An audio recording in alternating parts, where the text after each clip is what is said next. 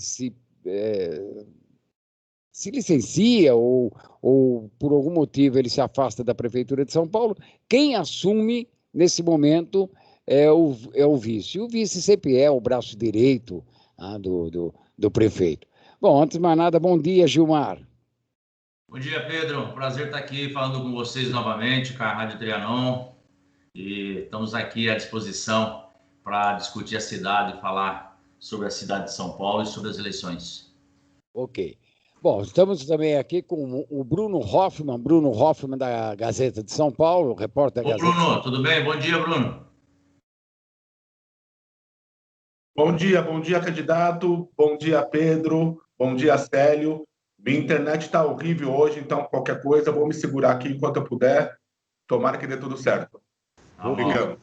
Vou pedir para o Bruno Covas lhe trazer um tablet também, viu? Bom dia, Célio Egídio, nosso jornalista e comentarista. Bom dia, Pedro. Bom dia, Bruno. Bom dia, o nosso convidado de hoje, candidato Gilmar Tato. Vamos seguir mais um bate-papo sobre a nossa cidade. Bom dia, Célio. Bom dia. Bom, candidato, eu gostaria de lembrar aqui que a Rádio Trianon, programa Metrópole em Foco, que é transmitido aqui pela Rádio Trianon AM 740, a Rádio Universal de Santos também, a AM 810, ela se dispôs aí a entrevistar todos os candidatos a prefeito aqui nas eleições de 2020, independente de partido, independente na sua colocação dentro dos institutos de pesquisas.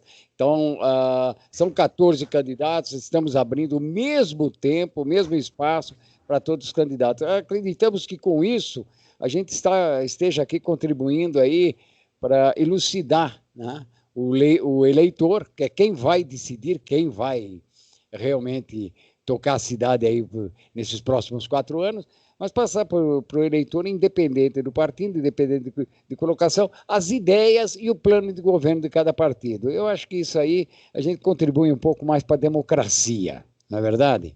Lógico. Com certeza, é fundamental.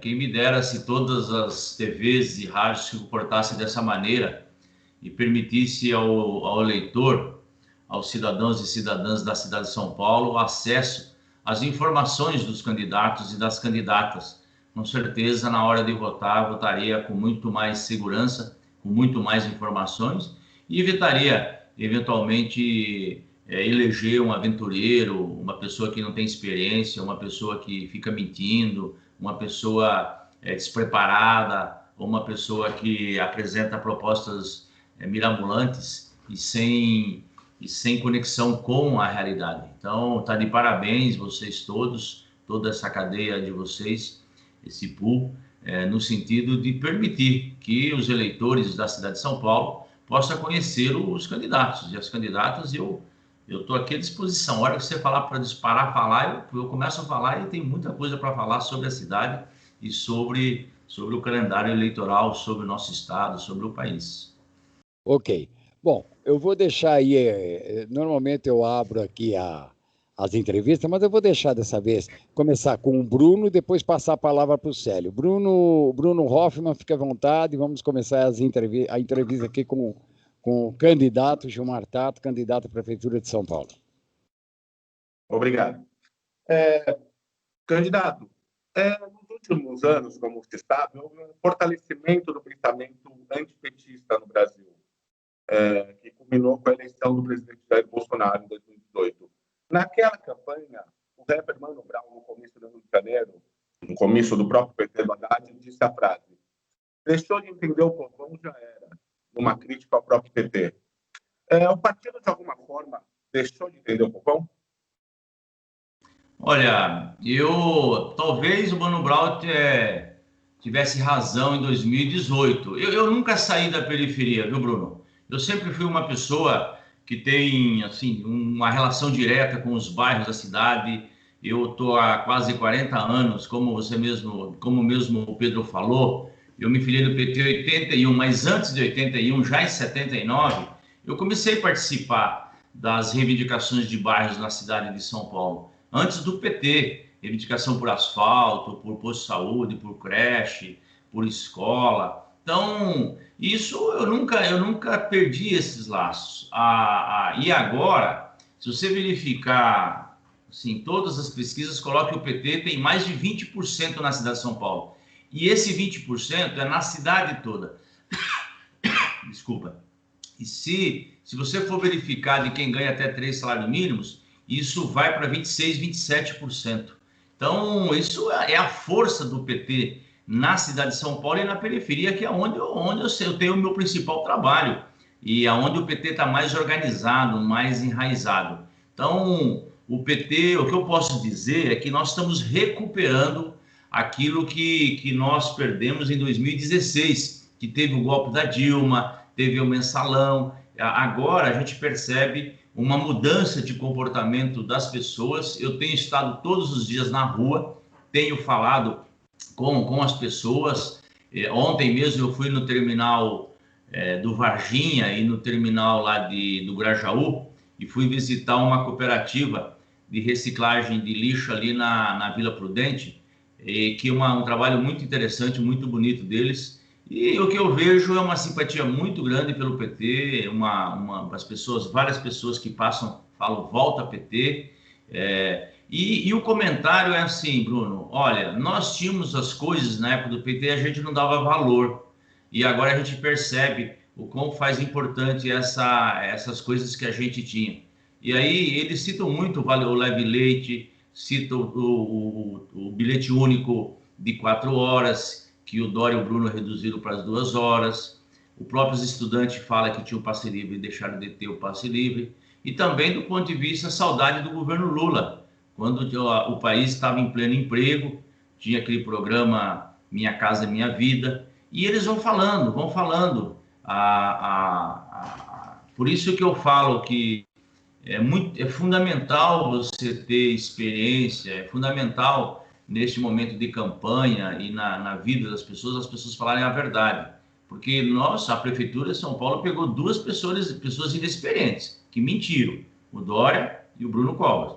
O Dória mentiu, dizendo que ia ficar os 4 anos, foi embora, fez maldades e foi embora. E o Bruno Covas, a inexperiência também pegou muito nele, o povo sente essa falta de experiência por parte dele, a cidade está abandonada, e quando ele faz obras, são obras desnecessárias, está quebrando calçadas, atrapalhando o comércio, calçadas boas, está quebrando ciclovias boas, ele está quebrando. E agora, no debate lá da Bandeirantes, ele mentiu, dizendo que o PT tinha falido a prefeitura, quando, na verdade, nós renegociamos as dívidas, reduzimos a dívida da prefeitura em 60% no último ano. Ele foi beneficiado por isso. São Paulo deixou de passar para o governo federal 2 bilhões, quer dizer, foram de 74 bilhões, diminuiu para 28 bilhões a dívida, é muito significativo, deixou um caixa de 5 bilhões e 300 milhões para a prefeitura, atestado pelo Tribunal de Contas do município, e ele mentiu. Por isso que nós estamos interpelando a justiça, porque o próprio tem um índice não, um instituto, um mecanismo ali do UOL, da Folha, da onde se a pessoa está falando se é verdade ou se é mentira. É o Lupa, né? Oi? É o Lupa. É o Lupa. O próprio Lupa falou que é mentira dele. Eu tive a oportunidade de falar no debate que não era verdade o que ele estava falando. E ele não corrigiu essa informação. Por isso que nós estamos interpelando. Ele está mentindo a população de São Paulo. É um mentiroso. Nós temos um prefeito de São Paulo mentiroso. Além de ser ineficiente, inexperiente, preguiçoso, é mentiroso. Está mentindo para o povo da cidade de São Paulo. Então, é sempre assim. E a cidade corre o risco de pegar de novo um prefeito inexperiente. Mesma coisa o Russomano. O Russomano não tem experiência nenhuma de executivo. É uma temeridade uma pessoa dessa ser prefeito de São Paulo, ligado ao Bolsonaro, com o apoio do Bolsonaro. Olha o que o Bolsonaro está fazendo com o país. Como é que você pode ter uma pessoa que fala grosso com um empregado e negociar com o empregador aquilo que ele está denunciando, sabe? Nós temos vários vídeos ele humilhando os funcionários, humilhando as pessoas, humilhando os trabalhadores. Né? Na eleição passada ele já prometeu cobrar passagem através de quilometragem. Quanto mais a pessoa anda no sistema de transportes, mais a pessoa paga. É o mesmo procedimento que o Bruno está fazendo agora, que o Bruno Covas fez e o Dória fez, que foi diminuir os horários, né, as 4 horas para as 2 horas no sistema do bilhete único. Então, é por isso que a cidade precisa de alguém que já fez, que conhece essa cidade e que tem a experiência. E dessa parte eu tenho que mostrar, sabe, eu fiz o bilhete único, fiz corredor de ônibus, eu ando onde você quiser andar na cidade de São Paulo. Se você falar de faixa exclusiva, corredor de ônibus, 90%, para não falar 95%, 98%, foi a minha mão. Eu tive e participei desses corredores, dessas faixas de ônibus. Bilhete único fui eu. As ciclovias também, 90% foi através como secretário de transporte. Alimentação escolar, almoço e janta também. Então, a gente tem que mostrar o vai e volta, sabe? A Paulista aberta. Eu estava esses dias andando na Paulista e estava vendo lá. Eu não fiz tudo na Paulista, não fiz. Mas tem 4 coisas que eu fiz na Paulista. Eu reduzi a velocidade dos ônibus, dos carros, para diminuir o número de acidentes na Paulista. Fui lá. Eu fiz a ciclovia na Paulista. Eu fiz a faixa de ônibus na Paulista. E até a Paulista aberta.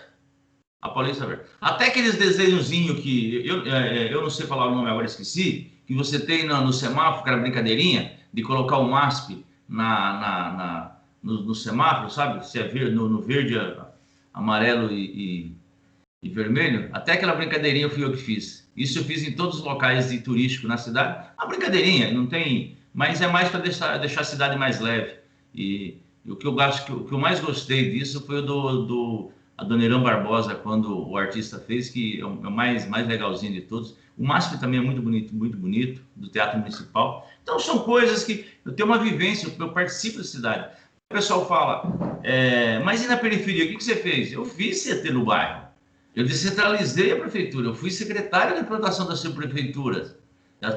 Todas as 32 subprefeituras, os 96 distritos, a lei, toda a organização e implantação desse processo, através dos conselhos de representantes, eu estive à frente. Então, é só verificar no Diário Oficial. O Plano Municipal de Mobilidade, eu que apresentei para a Câmara, para os próximos 15 anos. O plano cicloviário da cidade, eu que apresentei na Câmara, que você precisa de pelo menos 1.500 quilômetros de ciclovias na cidade. Nós fizemos 500, quase 500, mas a cidade tem agora 500. Então, sabe, toda essa participação, esse período que eu fiquei na cidade, essa militância, eu quero colocar à disposição e quero discutir, conversar com os eleitores, com as eleitoras e mostrar que nós não podemos ter aventura. E a cidade, ela permite você fazer muito mais coisas, muito mais.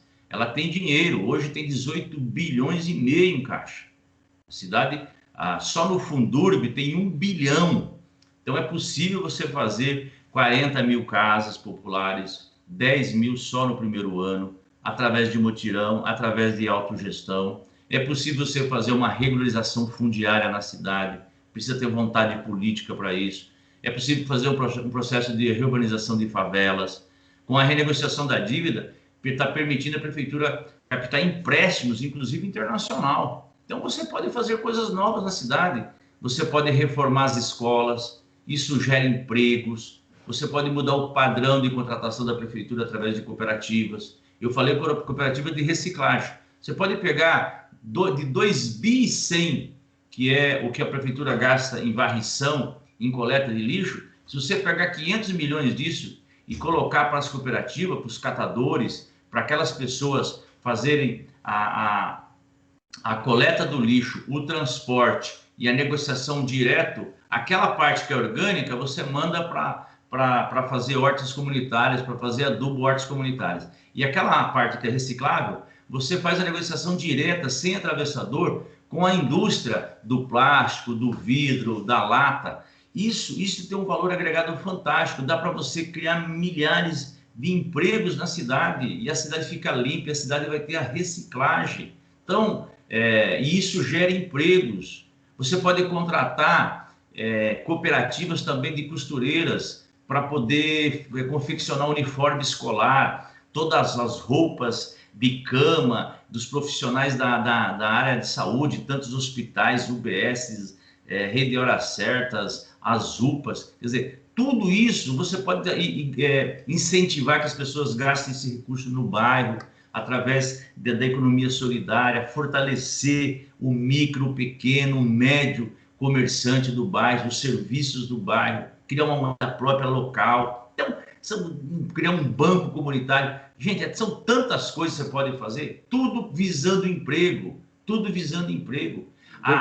Esse déficit que está tendo agora, em função da pandemia, de que as pessoas não estão conseguindo fazer exames, fazer exames, às vezes exames complexos, ou mesmo fazer cirurgias, você pode fazer um mutirão, contratando um médico, um mutirão para limpar a fila disso, sabe? Por isso que nós temos que fazer dessa cidade uma cidade diferente, dar acesso a quem está desempregado a poder procurar emprego, a quem precisa ir no médico, dar uma passagem gratuita para ele, o desempregado ter direito de ir e vir, mesmo não tendo dinheiro, dar o transporte gratuito para ele. Então, são medidas que nós fizemos. O PT faz e eles tiram, sabe? Isso que eu falei do bilhete único, o PT fez, eles tiraram. O leve leite, não foi o PT que fez, o leve leite foi o Maluf ainda. O PT só mudou a lata para o sachê, barateou, e que permitiu implantar o almoço e janta nas escolas. Mas o PT manteve. Os céus, o PT não só fez ideias do PT, como tinha piscina, como tinha atividade cultural, tinha quadra poliesportiva, mas tinha acesso à população, os estudantes tinham acesso, a população local tinha acesso, porque era articulado com cultura, com esporte, com lazer, as piscinas funcionavam. Hoje as piscinas estão abandonadas, e não é por causa da pandemia, não, já estava antes. Os teatros, cinema, tinha tudo, e hoje não tem. Então, essa cidade, eu quero uma cidade onde todos possam participar dos equipamentos, ter acesso aos equipamentos que não tem. Bastante. Porque vocês me dão oportunidade de falar, e aí a gente pode explorar bastante as coisas que a gente está pensando. É que o senhor está dando um balanço geral aí do seu programa de governo, mas a gente vai trabalhar um pouco em saúde, educação, nós vamos falando assim, um bloquinho, para o ouvinte, o eleitor, até porque nós temos algumas perguntas aqui, e gostaria até de colocar. E aí é bom, porque o pessoal está ligado e vai questionar, vamos perguntar, e gostaríamos de fazer meio que em bloco, né? O Célio Egídio, vou deixar agora aí contigo aí. Mas, eu vou pedir só para o senhor ser um pouquinho mais rápido, senão a gente fica aqui...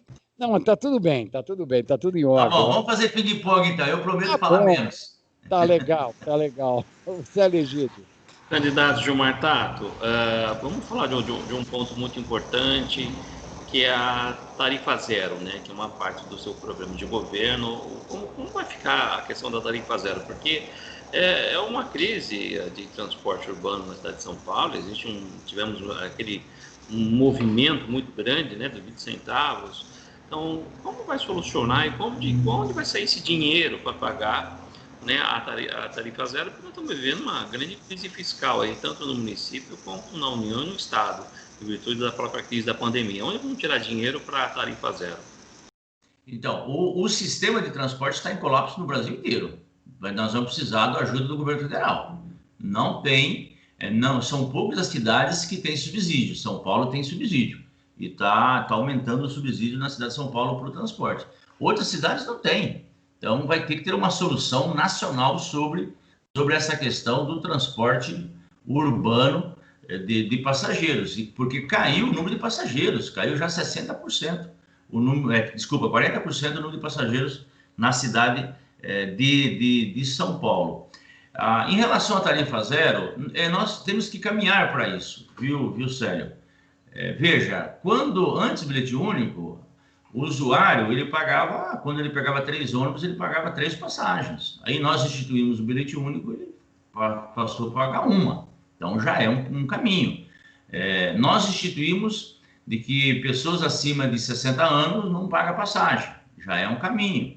Nós instituímos que o estudante tinha o passe gratuito, já é um caminho. O que eu quero fazer agora? Dar acesso ao desempregado, para que o desempregado ele possa procurar emprego, cadastrar, evidentemente, tem que verificar a maneira de fazer isso direitinho, para não ter evasão, não ter fraude, e é um direito que a pessoa tem de ir e vir e ela poder procurar emprego. Eu quero instituir aquela pessoa que vai marcar um exame, porque eu não sei se você sabe, Célio, tem gente que marca um exame, marca agora às vezes por telefone, pela internet, e não vai porque não tem passagem. E às vezes, você tem que garantir, inclusive, para o acompanhante, porque às vezes a pessoa é idosa, a pessoa não, ou ela tem algum problema físico, mental, enfim. Então, como é que você não dá acesso a essas pessoas aos serviços da prefeitura? Então, nós temos que cadastrar direitinho, e isso é possível fazer com essas tecnologias. E eu vou fazer o seguinte, aos domingos e de madrugada, em feriados, nós vamos reduzir para R$2 a passagem. Porque nós fizemos um estudo que, se você reduz para R$2, aumenta o número de passageiros. Então, há uma equalização do ponto de vista financeiro.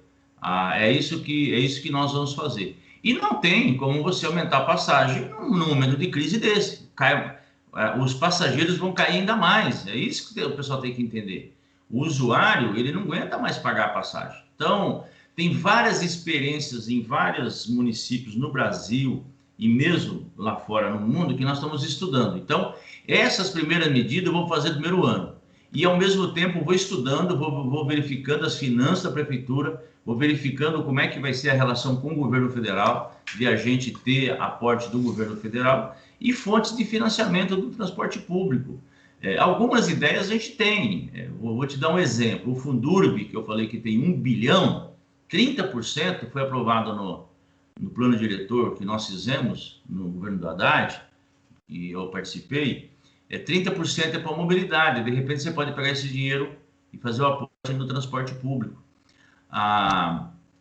O aplicativo que nós fizemos para esses, o Uber e táxi, tem uma arrecadação ali. Só o ano passado foram 320 milhões. Você pode aportar para o transporte de passageiros. O próprio estacionamento rotativo, que nós fizemos um aplicativo, e que é uma fonte de receita que aumentou bastante, e que agora foi privatizado, foi feita concessão, é uma fonte de receita que nós podemos aproveitar para o transporte público. Uma outra fonte de receita que caiu bastante, que eles não estão indo atrás, e provavelmente tem alguma coisa errada, esquisita aí, que é o polo gerador de tráfego. No nosso período, no nossos governos, nos nossos anos, a prefeitura arrecadava em torno de 300 milhões. O ano passado arrecadou 28 milhões e não tinha pandemia. Então, que é a contrapartida que as empresas, os grandes empreendimentos da cidade, quando ele faz um grande empreendimento, ele ele cria um polo gerador, né? Ele cria uma movimentação maior naquela região, naquela rua, naquele bairro. E caiu de 300 milhões para 30 milhões. Eu vou alguma coisa esquisita tem. Então, por isso que nós temos, é uma área que, assim, eu estudei bastante, tenho uma experiência. Eu vou só pedir uma parte, que nós temos, já que nós estamos falando de mobilidade, nós vamos entrar num pequeno intervalo, porque nós temos logo em seguida o boletim de trânsito, para mostrar aí como é que a cidade está. É coisa bem rapidinha, nós vamos e voltamos. Lembrando que o Metrópole Foco tem oferecimento Sicredi, primeira instituição financeira cooperativa do Brasil. Vamos entrar num pequeno intervalo e voltamos logo em seguida. E se liga aí, tá? No boletim de trânsito. Sabe aquela história que a gente tem tudo sob controle na vida? Na vida financeira, às vezes, não é bem assim. Mas presta atenção nessa dica, que vai fazer diferença no seu bolso. Esse momento cheio de imprevistos não tá fácil. Antes de tudo, temos que manter a calma e seguir as orientações de cuidado com a nossa saúde e de quem a gente ama. Mas isso tudo também faz a gente refletir sobre a importância de ter uma reserva financeira. Agora é hora de priorizar gastos e iniciar ou aumentar essa reserva. E para isso, a poupança do Sicredi é perfeita. Ela não perde valor, a aplicação e o saque são fáceis e rápidos, e a gente não paga taxas e nem impostos. Então não pense duas vezes. Se você puder, separe sempre um valor para depositar na poupança do Sicredi. Você pode fazer isso pelo aplicativo ou internet banking, tá? Vai por mim. Poupe no Sicredi.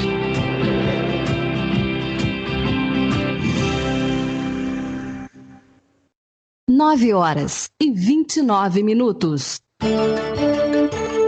Em tempo real, as informações do trânsito na Trianon. Iveco Daily. Tá difícil chegar onde você quer entregar? Novo Iveco Daily, o único com agilidade de carro e posto de caminhão. Novo Iveco Daily, único como você. Piorou bastante a marginal do Pinheiros no sentido Interlagos devido ao recapeamento logo depois da ponte Cidade Universitária. A lentidão já começa no Cebolão. Na verdade, é um congestionamento. São 8 quilômetros percorridos em aproximadamente meia hora. Dá para fazer o trajeto a partir da Ponte dos Remédios e até a Praça Pan-Americana, utilizando o Dr. Gastão Vidigal e o professor Fonseca Rodrigues. Trajeto feito agora em 20 minutos. Iveco Daily. Tá difícil chegar onde você quer entregar? Novo Iveco Daily, o único com agilidade de carro e força de caminhão. Novo Iveco Daily, único como você. No decorrer da nossa programação, as informações do trânsito em tempo real. Aqui no 740M da Rádio Trianon.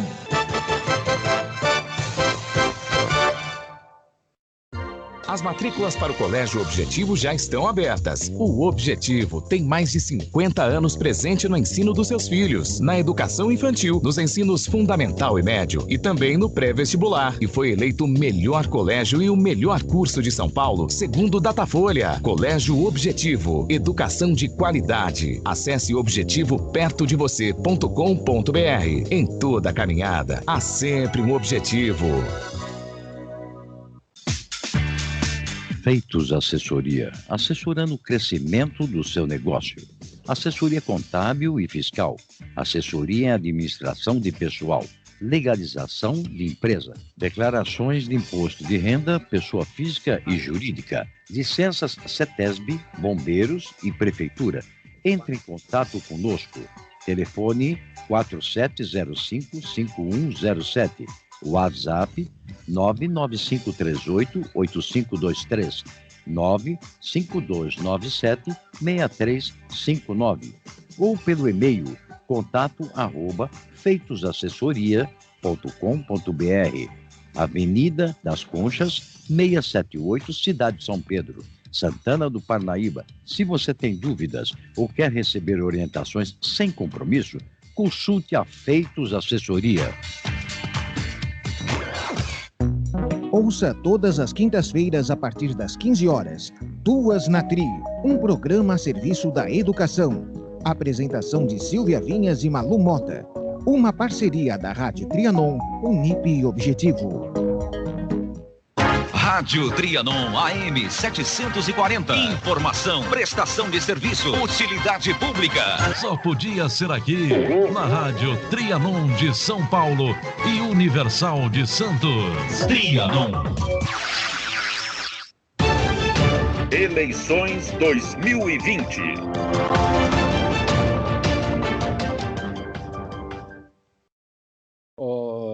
Bom, agora eu faço a pergunta aqui para o candidato Gilmar Tato. Candidato,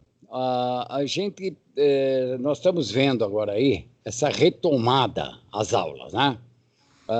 E nessa retomada às aulas aqui, nós também estamos percebendo aqui, pelos próprios dados aí da Secretaria, que 14 mil alunos vão migrar aí para a escola, estão migrando aí de escolas particulares para a rede estadual. E 12.600 alunos aí estão migrando para as escolas municipais da capital, isso em função da pandemia. Tá? Nesse quesito aí, educação, como é que, caso o senhor vença as eleições, como é que o senhor vai trabalhar com esses números, levando em consideração também que a gente tem um déficit muito grande em vagas em creches, né? E um déficit ainda de crianças para começar a sua vida de estudantes aí no ensino fundamental. E agora aí com 12 mil vagas, aí, 12 mil pedidos aí de vagas aí para as escolas municipais, e isso em todos os anos, né, dos alunos aí, em todos esses anos de escola municipal. Como é que vai trabalhar, né, com esse número, sendo que a prefeitura, hoje, a gente sabe que as escolas estão inchadas, né, que elas não têm mais condição de receber alunos? Olha, nós vamos zerar o déficit de vagas das creches de ensino fundamental no primeiro ano. Você pode ter certeza disso. Não existe essa coisa de criança ficar fora da escola. No meu governo existe. Eu não vou sossegar, não vou parar um dia até resolver isso, e eu vou resolver no primeiro ano. Segunda coisa que eu quero falar para vocês. O governo, a prefeitura devia usar essa pandemia para reformar as escolas. A entrada dela no sistema de fazer teste em massa, tanto para os alunos como para os profissionais de educação. Fazer reformas físicas, colocar torneiras suficiente para que todas as pessoas que entram dentro da escola possam lavar as mãos com sabão, passar álcool gel, ampliar as salas de aula na própria escola quando não construir novas escolas. Nós vamos falar das escolas existentes. Não estão fazendo isso. Não estão preparando, inclusive, para o intervalo. Não estão fazendo um plano pedagógico para verificar o aluno que está mais adiantado, que está mais defasado. Não tem um plano para implantar internet em todas as escolas e nas casas onde esses alunos estão. Educação é uma coisa muito séria. O Fundeb, mesmo no governo Bolsonaro, mesmo ele contra, para vocês terem uma ideia, o Congresso Nacional, ele aumentou de 10% para 23% o recurso do Fundeb, que o principal é justamente para o ensino fundamental. Só a cidade de São Paulo vai receber mais 2 bilhões. Olha só a importância que o Congresso Nacional deu em relação à educação. E aqui não tem seriedade. Então, eu faria isso. Respondendo a outra pergunta que você fez, do deslocamento de alunos da escola particular para a escola pública, eu quero dizer para vocês que é sempre assim. Quando o país está em pleno emprego, quando as pessoas estão com bons salários, quando as pessoas estão bem, o que elas fazem? Elas compram aderem a um plano de saúde privado ou vão para a escola particular. Aí, quando a pessoa começa a ficar desempregada ou diminuir o salário, elas voltam para a educação pública e o Sistema Único de Saúde. Só que quando ela está bem, ela fica criticando o sistema de saúde, fica criticando a escola pública. O que tem que fazer, na verdade, é a gente fortalecer o sistema de saúde, fortalecer o ensino público gratuito universal. Tem que ser todo mundo. O rico tem que estar na escola pública, porque aí, com certeza, vai melhorar, inclusive, a escola pública. A Finlândia, que é um exemplo de todo mundo usa a Finlândia como um exemplo de país, tanto na questão ambiental como na questão de educação, lá o professor ganha mais que o promotor, mais que o juiz, mais que o delegado, mais que o deputado. Por quê? Lá eles acabaram a escola privada. Lá não existe escola privada. O concurso para professor lá é o mais concorrido que tem. Então, essa migração... Você pretende implantar essa filosofia aqui também no nosso...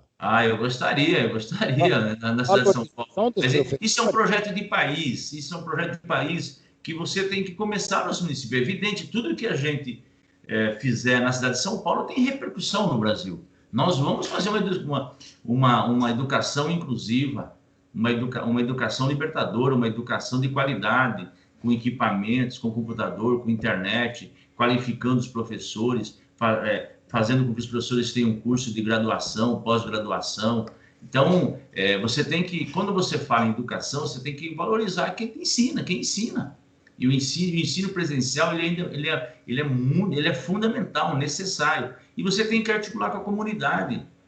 Quando eu falei de você fazer uniformes através de cooperativa para gerar emprego, é a relação da comunidade com a sua escola. Então, essa relação, profissionais de educação, comunidade, alunos, ela é fundamental. E se você tem gente, uma classe média que começa a valorizar também o ensino público, isso ajuda muito na qualidade, ajuda muito, muito, muito, muito, muito. Então, não pode ser só o governo, tem que ser uma movimentação, porque se tem uma ideia que o ensino particular, ele é melhor que o ensino público. No ensino superior não é verdade. E no ensino médio, você tem estados e mesmo cidades que também não é verdade. Então, é um problema que cada cidade tem uma maneira de enfrentar a questão da qualidade, do acesso e da qualidade. Então, e a prefeitura, essa migração que está acontecendo, ela tem que se preparar para isso. Tem que se preparar. Ela não pode ficar reclamando. Ela tem que falar, nós tá havendo uma migração, como que nós vamos fazer para construir mais escolas, reformar mais escolas? Então, isso é planejamento. E eu percebo que não tem nada, não tem nenhuma ação relacionada a isso por parte do prefeito. Porque ele não cuida da cidade. Eu confesso, eu não sei o que ele anda fazendo. Não sei mesmo. Não sei o que ele anda fazendo, porque a única coisa que eu sei é que ele está querendo terminar rápido o Vale do Anhangabaú, que está custando 100 milhões. Eu passei lá essa semana e vi uma obra, assim, no momento de pandemia, o povo morrendo, o povo sem médico, sem assistência na periferia, morando na submoradia, sendo contaminado, e ele construindo aquela obra. Então, assim, que mundo nós estamos vivendo, gente? Que mundo? A morte agora banalizou a morte, banalizou a contaminação. Então, não tem governo na cidade de São Paulo, é isso que aqui a população está percebendo. Perfeito. Candidato, eu vou passar a pergunta aí para o Bruno Hoffman, Gazeta de São Paulo. Qual gestão em São Paulo? Você nunca governou o estado de São Paulo, mas foi prefeitura por 3 vezes, né? Tá picando um pouco a sua ligação, sua fala aí, Bruno. Tá, né? Acho que tá dando... Oi, eu estou ouvindo. Eu não sei se o candidato... Tá picando um pouco. Se puder melhorar aí, não sei como, mas...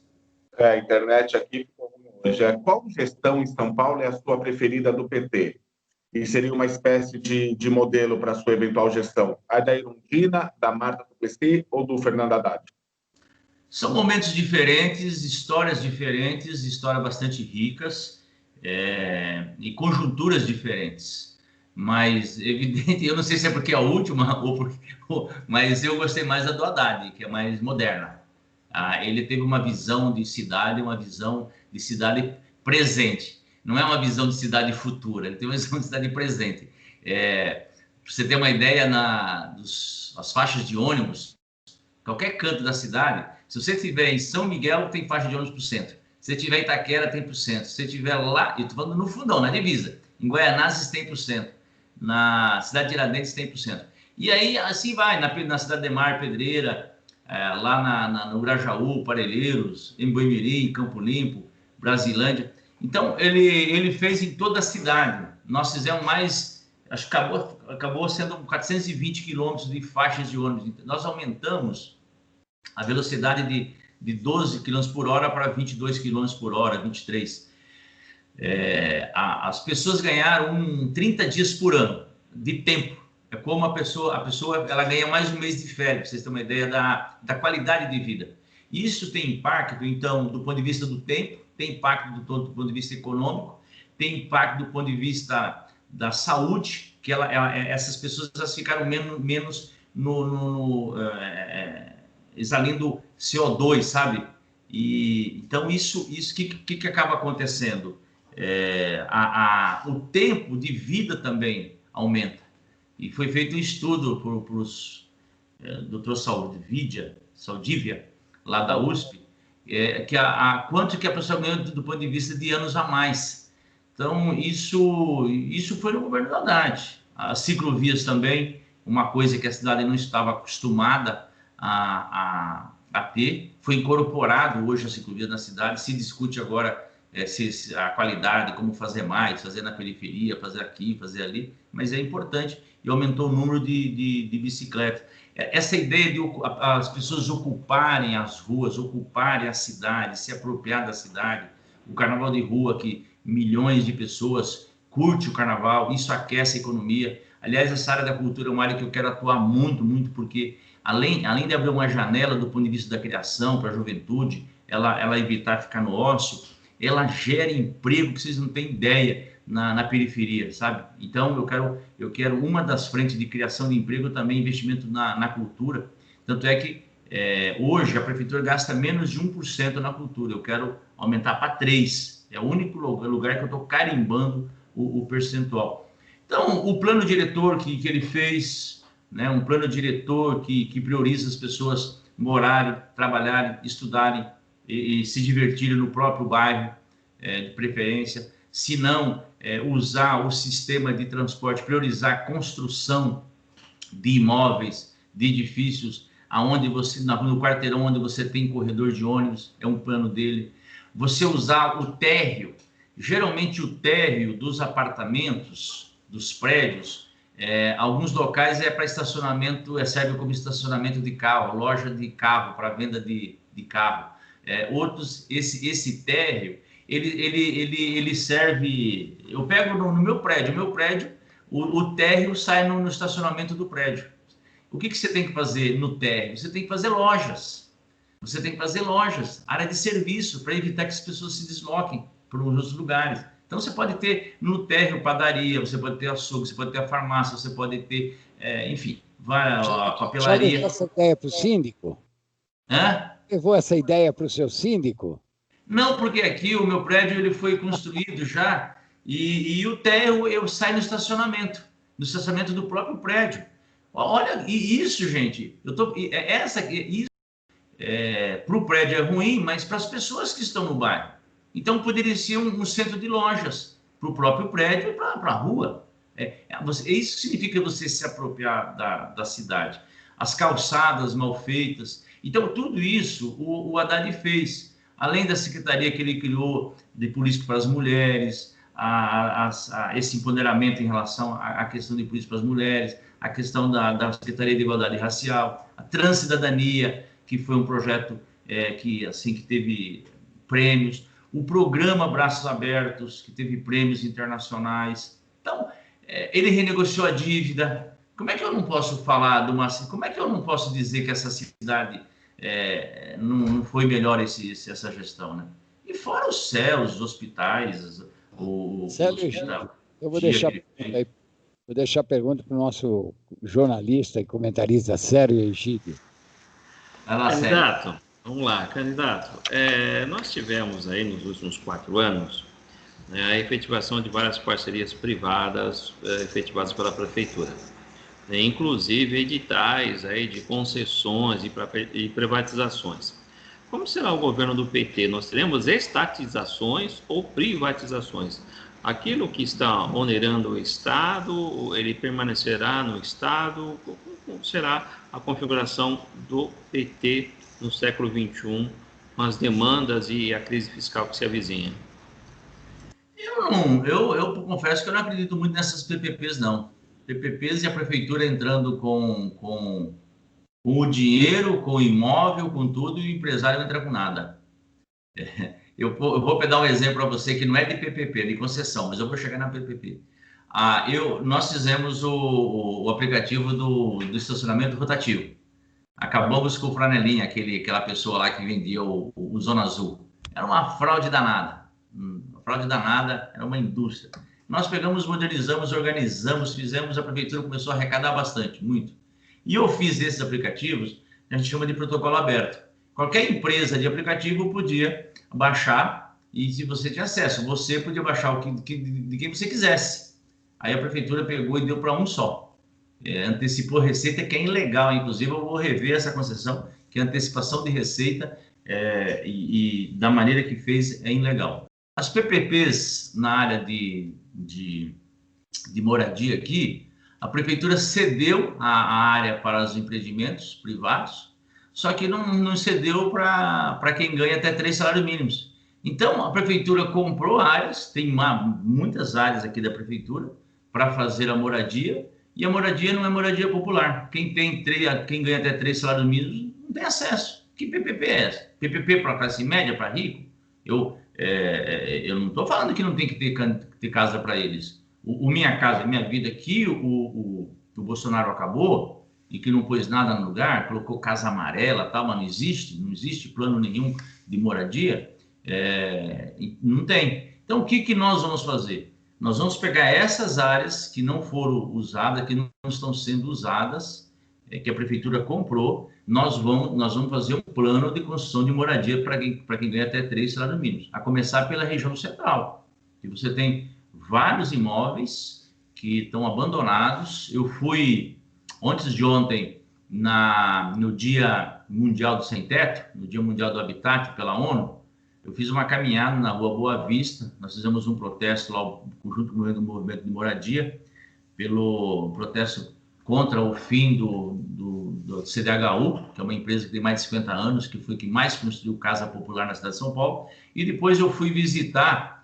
na Conselheiro Crispiniano, uma retrofit, que o programa foi o primeiro programa da Minha Casa e Minha Vida do governo federal, na época da Dilma, do Lula, que eles entraram, reformaram o imóvel e os moradores estão pagando a prestação, uma prestação abaixo de R$100, bem ali em frente o Teatro Municipal. Aí eu subi, fui no 10º andar, na casa de um dos moradores, em frente você tem praticamente o quarteirão inteiro na Conselheiro Crispiniano, tá abandonado.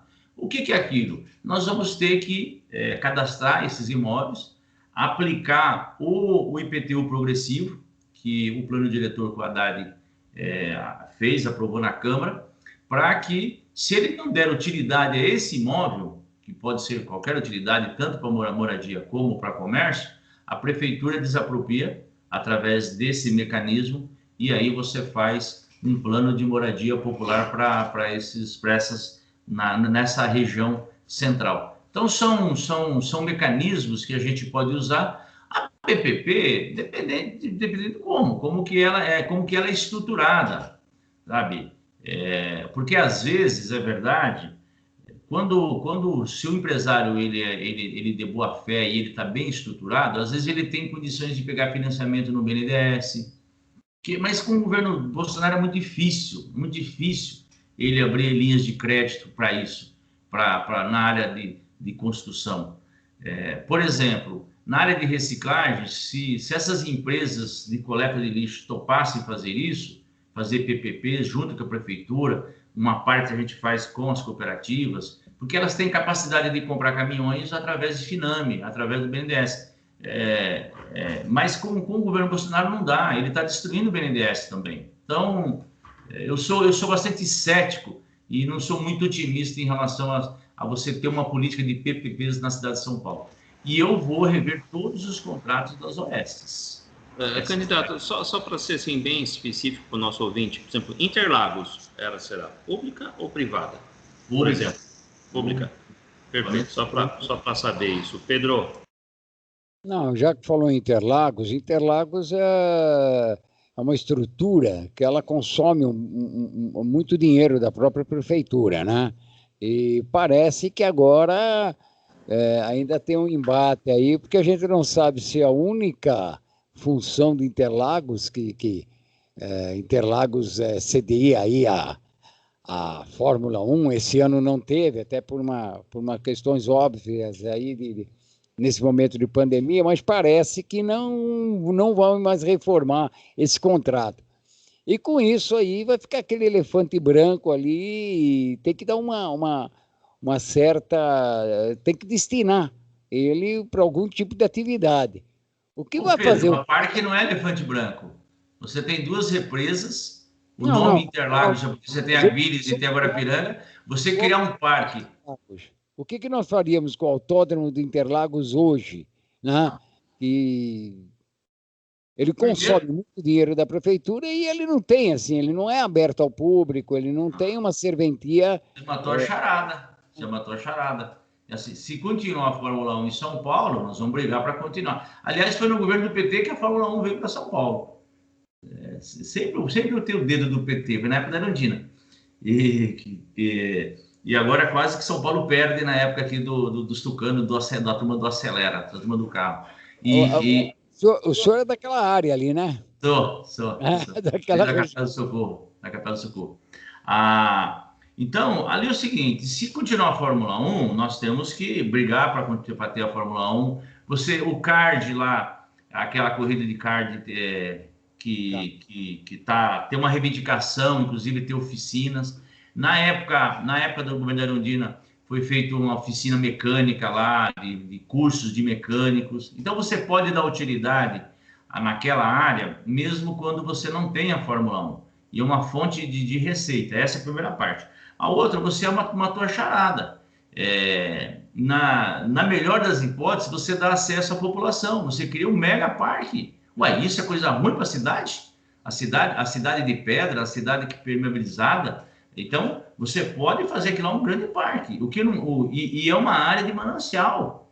É uma área de manancial e precisa disso. Tem necessidade do ponto de vista ambiental também. Então, por isso que vamos combinar. Quando fala privatizar, é para fazer espigões, prédios, certo? É o setor imobiliário. Não pensa vocês que é para deixar aquele área agradável.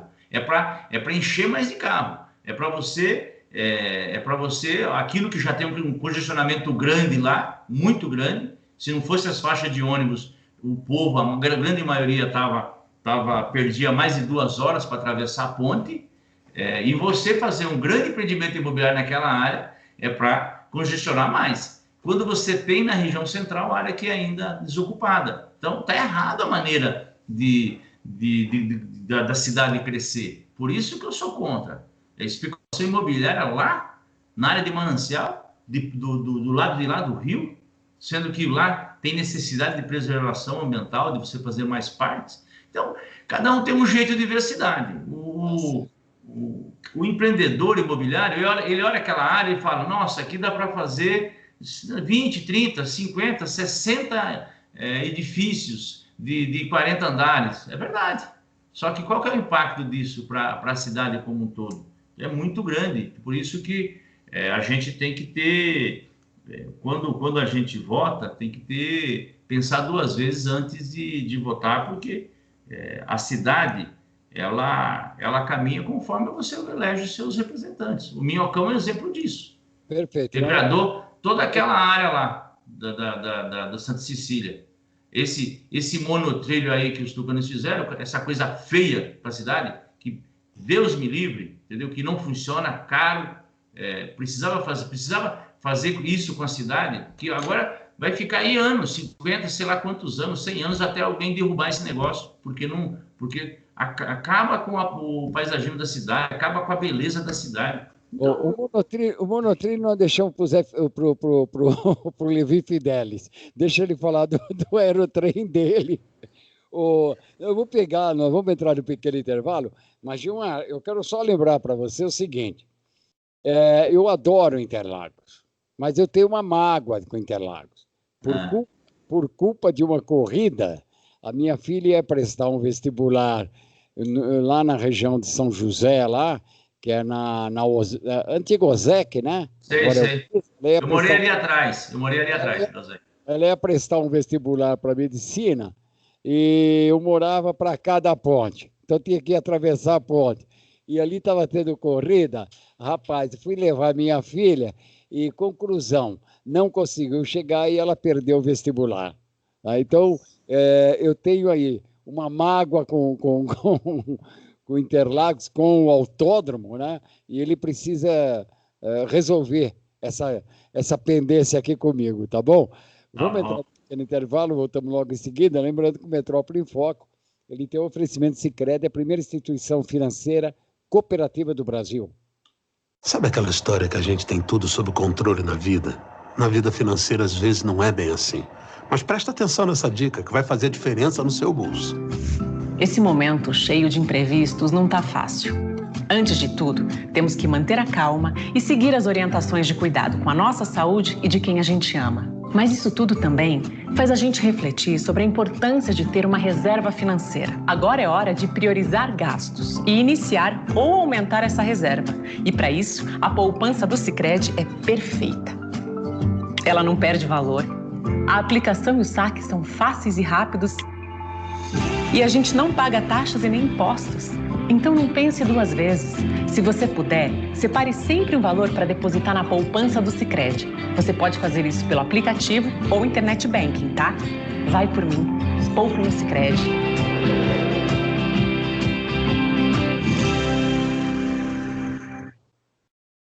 As matrículas para o Colégio Objetivo já estão abertas. O Objetivo tem mais de 50 anos presente no ensino dos seus filhos, na educação infantil, nos ensinos fundamental e médio e também no pré-vestibular. E foi eleito o melhor colégio e o melhor curso de São Paulo, segundo o Datafolha. Colégio Objetivo, educação de qualidade. Acesse objetivopertodevocê.com.br. Em toda a caminhada, há sempre um objetivo.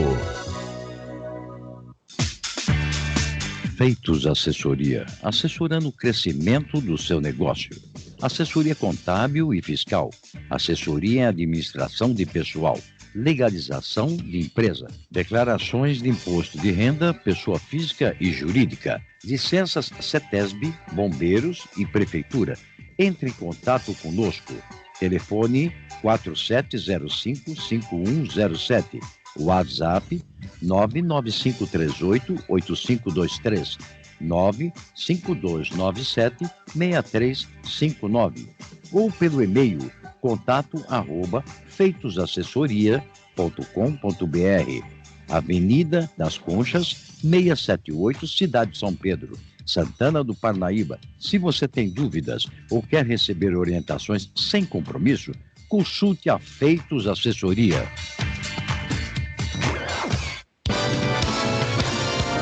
Participe da nossa programação através dos telefones 3289-3580 ou 3253-4845 ou acesse trianoam.com.br. Ouça todas as quintas-feiras a partir das 15 horas.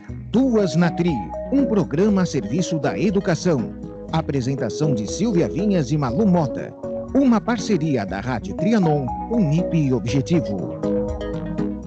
Martins Araújo. Rompendo fronteiras. Alô, amigos da Trianon, gente luz brasileira. Agora, eu, Martins Araújo e Adriana Campaúva estaremos apresentando Portugal dentro de nós às quintas-feiras, das 21 às 22 horas, aqui na Rádio Trianon e Universal de Santos, AM 810. Contamos com a audiência de todos vós neste programa de variedades.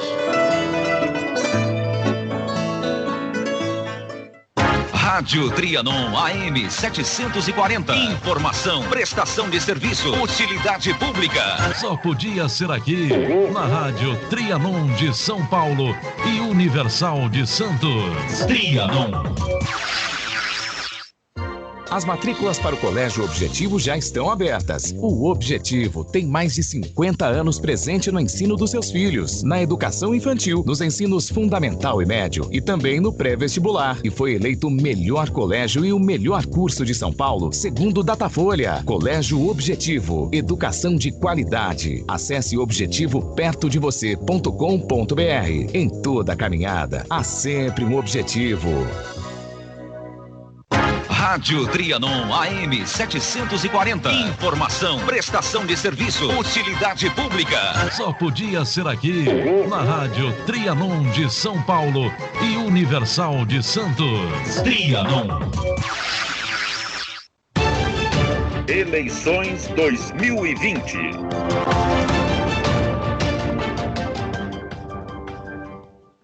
Bom, retornando aqui no Metrópole em Foco, hoje nós estamos aqui com o candidato a prefeito da cidade de São Paulo, Gilmar Tato. Gilmar Tato do PT aí. O Gilmar, você tem como seu vice o Zaratini? Tenho. Ah? Você sabe que o... Oi. Você está falando, estou te ouvindo. Está me ouvindo? Agora estou. Você tem como vice o Zaratini, né? Eu gostaria de receber também o Zaratini aqui, é braço direito do prefeito. Todo vice tem que ser o braço direito do prefeito. E também, aí discutir, aí é lógico que ele deve estar bem preparado aí com o seu plano de governo, né? O plano de governo do PT para administrar a cidade de São Paulo nesses 4 anos. E seria bom também ouvir o vice, não? Vice nesse país dizem que é um bom negócio. Dizem que no país aqui o vice é um bom negócio. Isso aí começando na era Sarney, né? E depois passou pelo Collor, que veio o Itamar, passou pela Dilma, que veio o Temer, e assim diante. Acho que vice é uma carreira importante. Não que eu queira... Parece que o vice do Collor tem muita relação com o Temer, né? Me falaram.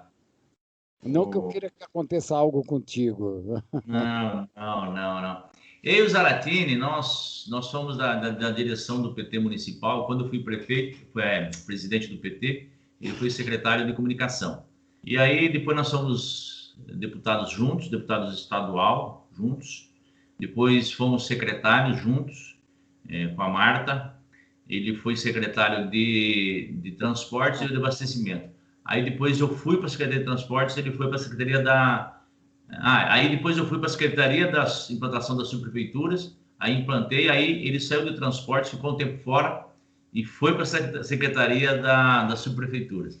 E aí depois nós saímos, fomos deputados juntos em Brasília, mas aí ele ficou em Brasília como deputado federal, e aí eu voltei para São Paulo e fiquei 4 anos no governo do Haddad. Então a gente tem uma parceria muito grande, a gente se dá bem, e foi um ganho muito legal para a campanha. E ele é bom de campanha, ele é um cara animado, um preguiçoso, e ele gosta de fazer campanha. Então ele vai para um lado, eu vou para o outro, e é muito bom as pessoas conhecerem os vices também, verem quem são, a história de cada um, o compromisso que tem com a cidade, a experiência também, porque vice é assim, né? Deus me livre, né?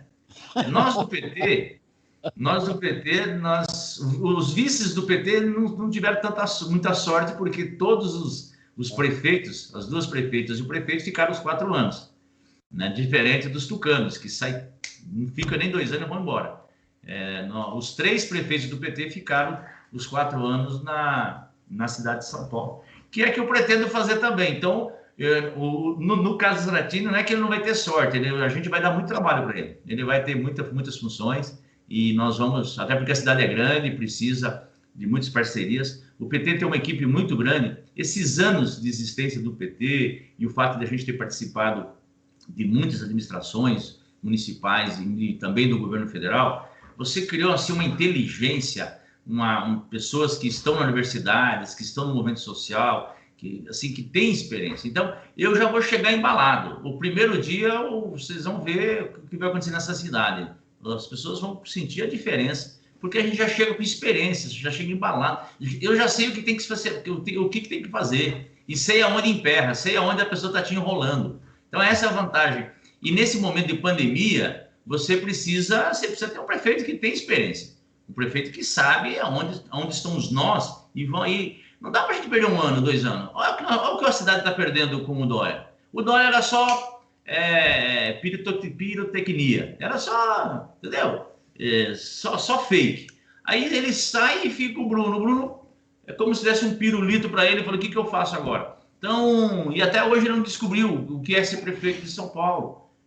Eu sinto por isso, porque a cidade perde. A cidade perde muito com isso. Olha as atrapalhadas deles em relação ao rodízio, em relação ao transporte público. Um dia tranca a cidade das grandes avenidas. Outro dia faz um mega rodízio protegendo o carro, deixando o carro em casa. Então, faz o hospital de campanha numa região onde tem mais leito, na área rica da cidade. A volta às aulas não sabe se volta, não volta, se volta não sabe como volta. Então, e em todas as áreas, não tem política para morador de situação de rua, não tem política para os dependentes químicos, não tem política de emprego na cidade, não tem política para moradia. Então, é por isso que a experiência conta e a gente tem que ter gente que, além de ter experiência, que fala a verdade, que realmente que gosta de gente, né? Gosta do povo, que a gente sente que eles não gostam das pessoas, não gostam de povo, não está nem aí se a pessoa está morrendo, se a pessoa precisa de um médico, se não precisa. Acabaram com os mais médicos da cidade. Então, mas nós vamos voltar, com tudo que eles tiraram, nós vamos voltar e voltar para melhor, vocês podem ter certeza disso. Perfeito. O Bruno está na linha aí com a gente? Ele acho que ele teve um problema aí, acho que ele está entrando por telefone. O Bruno está na linha? Acho que não, né? A gente vai tentar restabelecer um sinal aí, vou pedir para o Duda aqui da produção, pedir para... Um abraço para o Duda, viu? Um abraço para o Duda Júnior, que vai que eu me esqueça no final já. Duda, um abraço aí, parabéns aí pela produção. Tá ótimo. Obrigado pelo espaço. Enquanto isso, já que o senhor falou aí em políticas, eu vou pedir só uma parte aqui para o ser elegido, enquanto o Bruno a gente não restabelece o sinal. Uma das promessas do João Dória e do seu vice, o Bruno Covas, quando eles foram eleitos aqui para a Prefeitura de São Paulo, era eliminar a Cracolândia. No primeiro semestre de 2017, foram feitas aí várias operações de conjunto com a Polícia Militar, com a Polícia Civil, né? E essas operações aconteceram ali na região central da cidade. E o objetivo era retirar usuários de drogas e os traficantes que circulavam ali naquela área. Bom, na primeira ação desse tipo, isso ocorreu no dia 21 de maio de 2017, foram usadas bombas, foi feito prisões, etc. Os usuários passaram a viver em ruas e praças próximas àqueles locais. Tá? Bom lembrar também que imóveis da região também foram lacrados naquela época. As ações, no entanto, não deram resultado e mais tarde aí, os usuários retornaram àquela área da região central. E o cenário aí, depois de 3 anos, permanece inalterado. Qual é a sua avaliação sobre isso e o que será feito naquela área? Que nós temos ali moradores, né? Moradores e as pessoas hoje convivem ali com o medo. Voltar ao programa Braços Abertos, que foi um programa reconhecido internacionalmente, ganhou diversos prêmios, da maneira que foi abordado este problema. E de como que foi?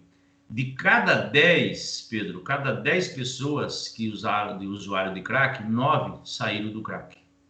E de cada 10 que estiveram nesse programa, 7 arrumaram emprego através de varrição de varrer-rua, principalmente.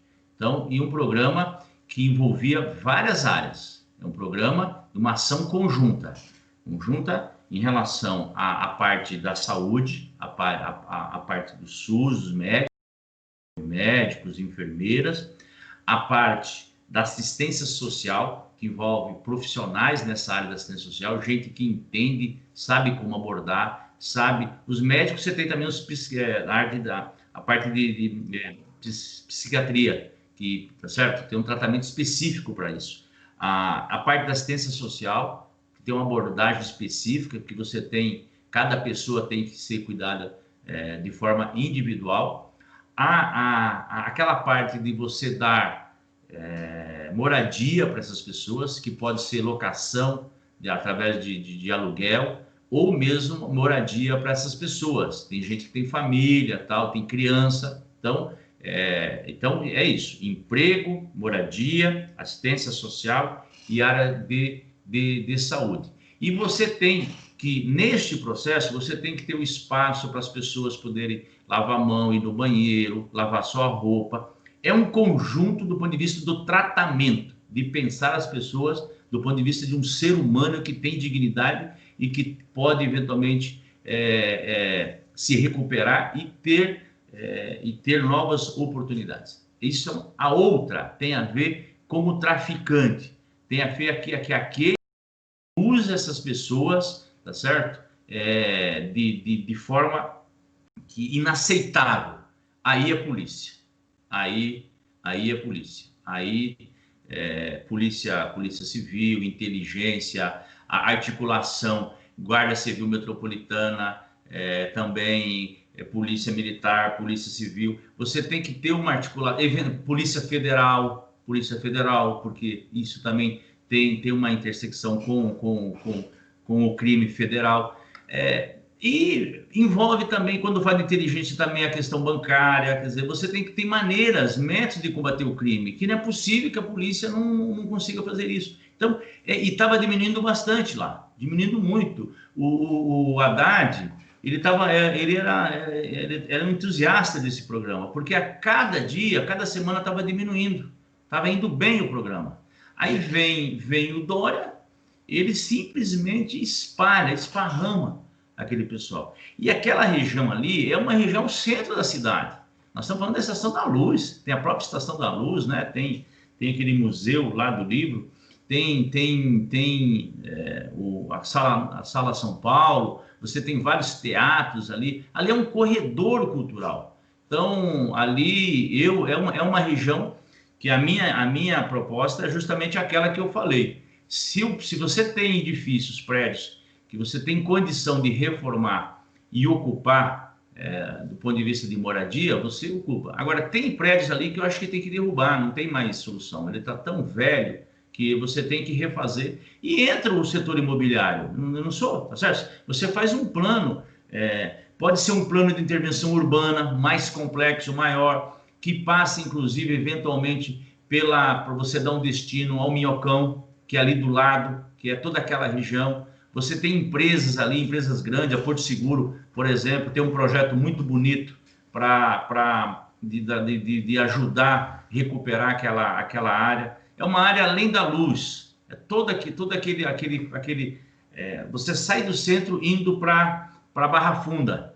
Então, ali merece um plano de intervenção urbana fantástico que precisa fazer, precisa ter coragem, precisa ter ousadia, e que a questão da Cracolândia ela é uma parte dessa grande intervenção que nós temos que fazer na cidade e para ocupar o centro de forma agradável, tanto do ponto de vista cultural, do ponto de vista social, e dar um destino adequado para todas essas pessoas. E utilizar ali também como um ponto de turismo urbano. Qualquer grande centro, qualquer grande metrópole, né? Qualquer metrópole, ela tem o seu centro da cidade como o seu corredor cultural e o seu corredor de turismo. Deu para turismo que gera emprego, muito emprego. Deu para restabelecer o sinal agora aqui com o Bruno Hoffman? Sim, Pedro. Opa, então fica com a pergunta você, Bruno. Tive uma série de problemas técnicos aqui, fui pôr o fone de ouvido quebrou dentro, foi um horror aqui, mas estamos de volta. Sem problema, é o novo normal, viu, Bruno? É o novo normal. Mas vamos lá, estamos de volta. Candidato, em uma entrevista minha à Gazeta de São Paulo, em fevereiro, se não me engano, desse ano, o senhor reconheceu que não era uma figura tão conhecida do seu partido, mas que com o tempo daria para ficar mais conhecido pela população. Na última pesquisa Ibope de sexta-feira, o senhor ficou com 1% das intenções de voto atrás da Vera Lúcia, inclusive, do PSTU. E justiça seja feita, o Arthur Duval, o Joyce Hasselmann e o Orlando Silva também ficaram com 1%. Como que o senhor analisa essa campanha com tantos nomes fortes, com pouca preferência do eleitor por enquanto, e se dará tempo em 40 dias de ser mais conhecido pelo eleitor? Bruno, eu acho que a pandemia está atrapalhando bastante. Você vê que a população está muito pouco interessada ainda no processo eleitoral, uma quantidade muito grande que não está interessada nisso. Acho que tem dificuldade de fazer pesquisa presencial. Acho que os institutos estão apanhando em relação a isso. Uma quantidade enorme de candidatos e candidatas, né? Nós temos, não sei se 12, 14 candidatos. 14, né? 14 candidatos. Eu acho que tudo isso ajuda. Realmente, a própria pesquisa mostra que eu não sou conhecido, né? E o meu desafio que é nisso que eu estou trabalhando, de falar, olha, você não me conhece, mas você conhece as coisas que eu fiz, as coisas que eu participei, e eu tenho como provar. Então, isso do almoço e janta nas escolas. O senhor também disse que contaria com o apoio do presidente Lula. O senhor acha que ele está suficientemente dentro da sua campanha, por enquanto, ou vai ficar? Isso. Então é isso, Bruno. Eu estou mostrando o que eu fiz. O programa de televisão, a campanha já começou, você já tem a militância na rua, na periferia. Eu percebo que já tem pessoas que já começam a me conhecer um pouco mais. conhecer no sentido seguinte, olha, se interessar para verificar quem é o candidato do PT e o candidato do Lula. É nesse sentido. Então, a partir do momento que a pessoa percebe, fala, bom, quem é o candidato do PT? Porque o PT, nessa mesma pesquisa que você está se referindo, o PT está com 23%. Se isso for verdade, na periferia, provavelmente o PT está com 26%, 27%, porque o PT é mais forte na periferia, né? Você sabe disso. E aí, nós vamos começar o programa de televisão na sexta-feira. Nós estamos gravando, o PT tem um tempo razoável, bom, não dá para dizer que não é um tempo bom, tanto bom do ponto de vista quantitativo, comparativo com os outros candidatos, não é igual ao do Bruno, mas eu acho que dá para fazer uma boa campanha. E o próprio Lula já gravou, vai participar do programa, o próprio Haddad. Então, eu vou também ter uma estratégia de me tornar conhecido nesse período e dizer as coisas que eu fiz. Esse é o grande desafio, articulado com nossos candidatos a vereadores e a vereadoras, para eu me tornar conhecido e dizer as coisas que eu fiz, as coisas que nós vamos voltar, que eles tiraram, né, que os tucanos tiraram, aqui na cidade de São Paulo, e falar o que nós vamos fazer, que parte é isso que nós estamos conversando aqui no dia de hoje. Então, você pergunta, dá tempo? Eu tenho que ter fé que vai dar tempo, eu acho que vai dar tempo, porque é verdade que a população, ela se preocupa mais em decidir em quem votar na última semana. E o PT é um partido de chegada, a gente sempre é um partido de chegada, o PT está lá atrás. Eu lembro que o Haddad estava em quarto, quinto, na última semana, na eleição que ele ganhou. Ele estava atrás do Russomano, estava atrás do Serra, estava atrás da Marta e estava atrás da Erundina, me parece. É isso? Ele era o quinto.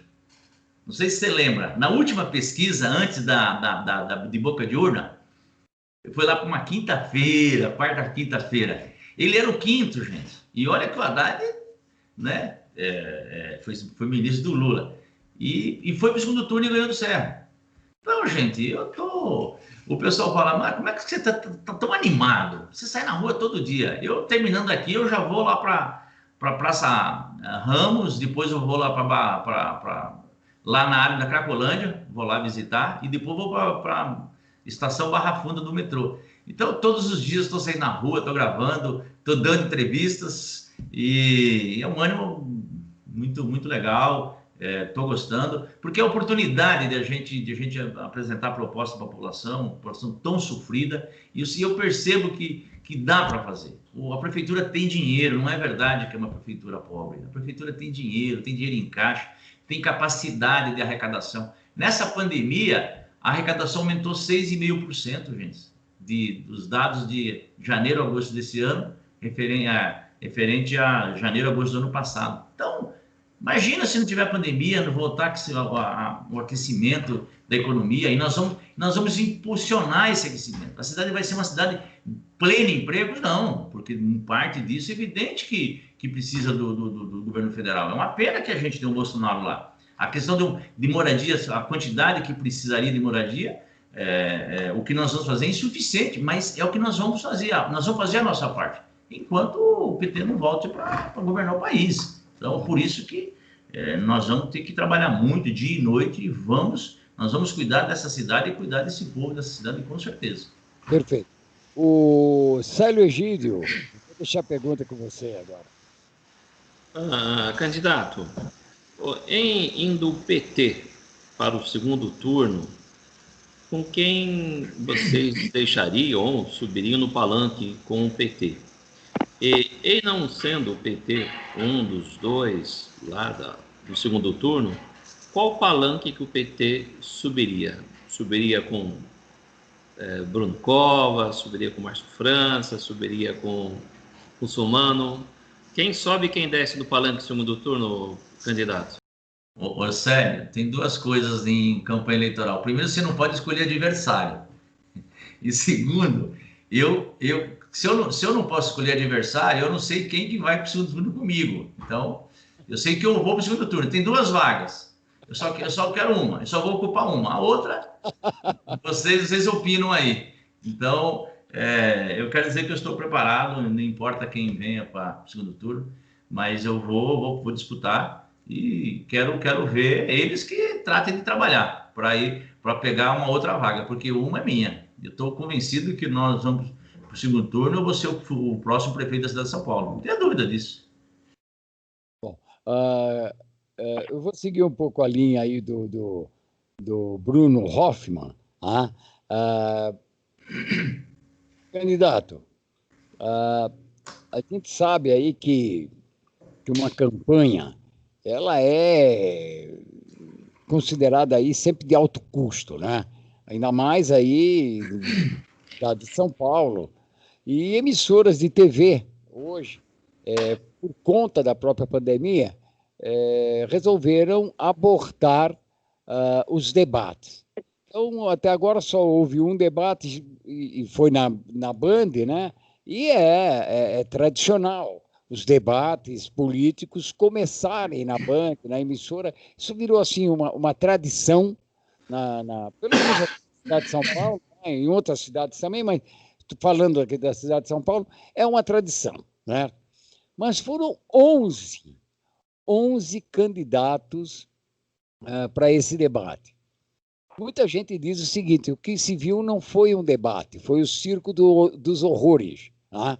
Porque não se consegue falar sobre propostas, né? Propostas para a cidade de São Paulo. Então, isso aí, independente, não estou criticando a Band, mas talvez um número excessivo de candidatos poderia ser feito em 2 blocos, alguma coisa assim, ou mudar o formato. E isso não é culpa aqui, não, do nosso país. Se a gente ver o que aconteceu nos Estados Unidos aí com o Trump, o debate que foi lá foi um circo dos horrores também, e eram só 2 candidatos, né? Então, nós temos um formato disso. Por outro lado, outras emissoras estão procurando fazer uma entrevista, talvez uma sabatina, o que eu acho que é mais, no momento, se torna mais viável para o eleitor poder analisar o seu candidato. Tá? O que nós temos feito aqui no Metrópole Foco, na Rádio Trianon, é ceder o mesmo horário, o mesmo espaço e discutir com os seus candidatos, as suas propostas de governo. Com isso, vamos bater novamente. A ideia é elucidar o eleitor conhecer o seu candidato ter aquele momento de poder expressar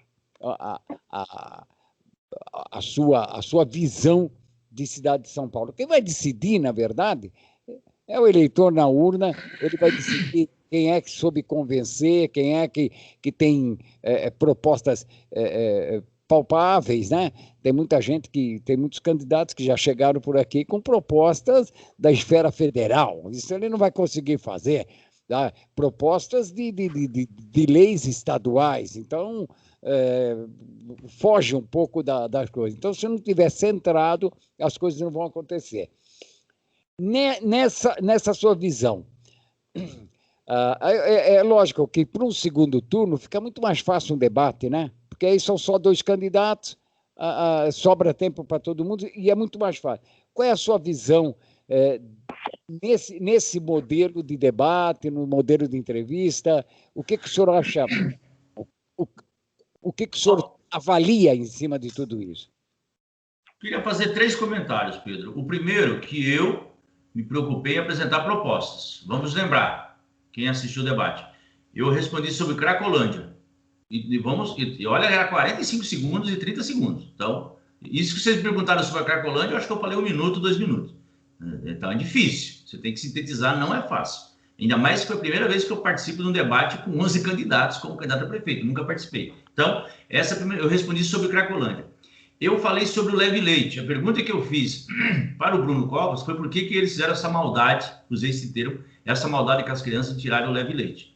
E terceiro, eu falei, no passando, sobre a questão da maldade que o Russomano, que era a proposta russomana dos quilômetros rodados, cobrado de quilômetros rodados, e também falei sobre a redução de 4 horas para 2 o bilhete único.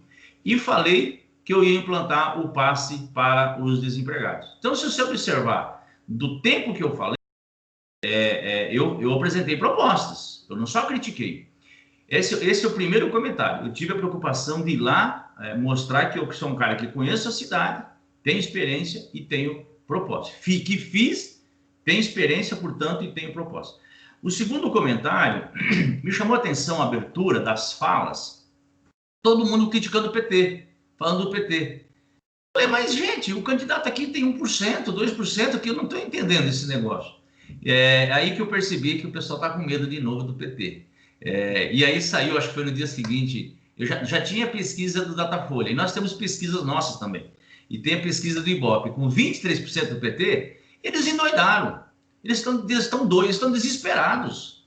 Eles estão desesperados porque da seguinte situação, Pedro. Eles não podem ainda falar mal do candidato porque o candidato não é conhecido. Porque se eles falam mal de mim, eu me torno conhecido. Só que eles não podem deixar o PT também ficar livre. Porque se eles não falam mal do PT do Lula, eles podem ser... Não vai dar tempo para eles também. Então, eu entendo a paura deles, assim, o desespero. E o desespero de todos. Você pode observar